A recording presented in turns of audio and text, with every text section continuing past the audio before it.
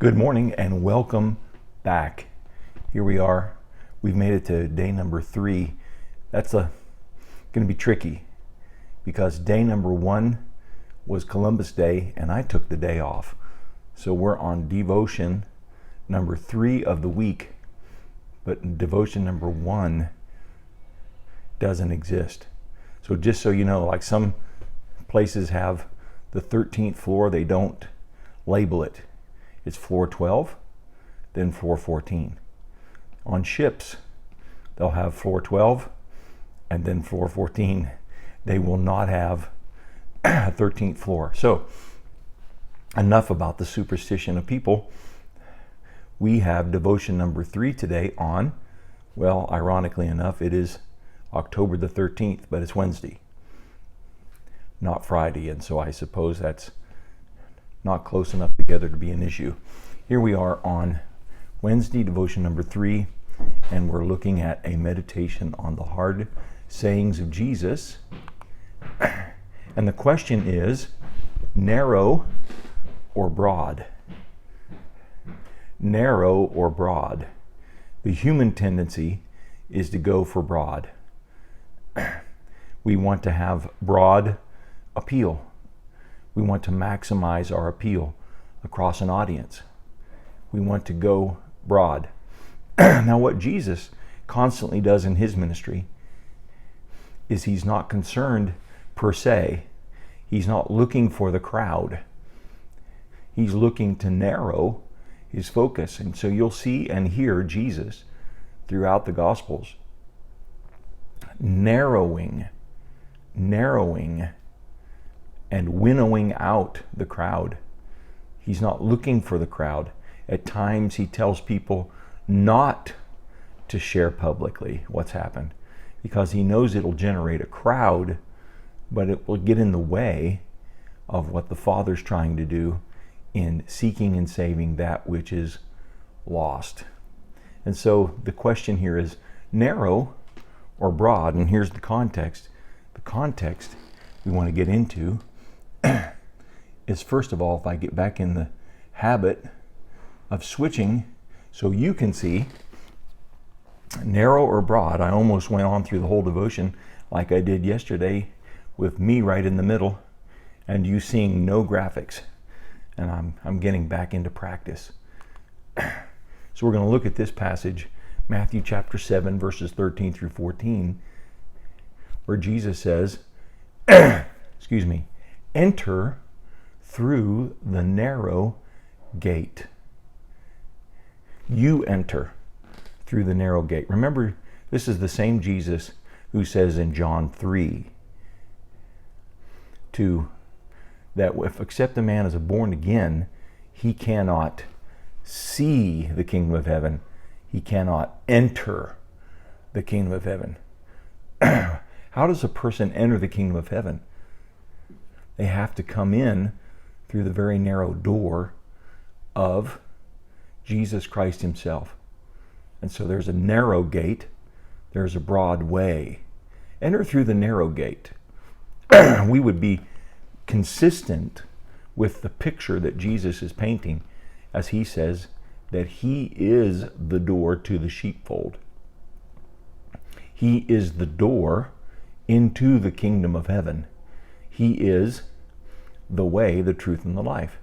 So enter through the narrow gate, for wide is the gate and broad is the road that leads to destruction. When Jesus mentions destruction, he's not speaking merely of earthly destruction. He's speaking of destruction with eternal consequences. Think about that. That's destruction with eternal consequences. For wide is the gate, broad is the road that leads to destruction, and many enter through it. Now look at the contrast that he draws. Many enter through it, but small is the gate and narrow the road that leads to life, and only a few find it. So now he has narrow gate, wide gate, broad road, narrow road, back to small gate, and narrow is the road that leads to life, and only a few find it. So we have many and few. So what's many?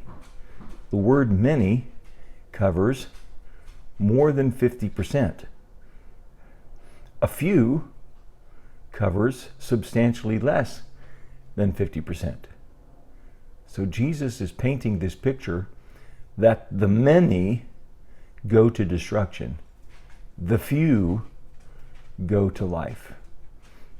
So we have to make a decision. We have to choose, and we have to enter. You ever heard you can lead a horse to water, can't make him drink? Or God feeds the birds of the air, but he does not throw food into their nest? So we respond by faith, and we make decisions and make choices that are narrow. Very often believers are called narrow-minded. Oh, you're so narrow-minded. And we live in a time right now when people are rejoicing over being broad-minded. We're so broad-minded that we can accept the idea that the binary options of human expression, which is male and female, have now morphed into over 20 expressions of pronouns to describe non-binary genders. They even describe it as non-binary. They refer back to the standard to describe what it is that they're doing. Oh, they're broad in their definition, broad-minded in their perceptions. But it also aligns them with a road that leads to destruction. In the short term, it leads to destruction for human lives. It leads to a destruction of a society. But here's the thing we have to look, the long view.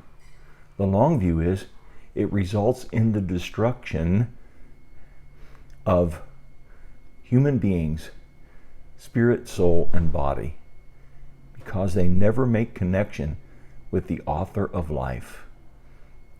But I can almost hear the Apostle Paul saying, I'm persuaded of something much better for you, that we're a people that are going to choose, have chosen the narrow gate, and continue to choose the narrow road because it leads to life. And we recognize something. Only a few find it. It's not the broad way. It's not the popular way. And in fact, some have commented that the broad way slopes down, while the narrow way slopes up and has some opposition and difficulty that needs to be negotiated. Well, I wonder if somebody who knows about that road might help us along it, to find it, pursue it, and see it all the way to the end. Jesus calls us to a choice, narrow or broad.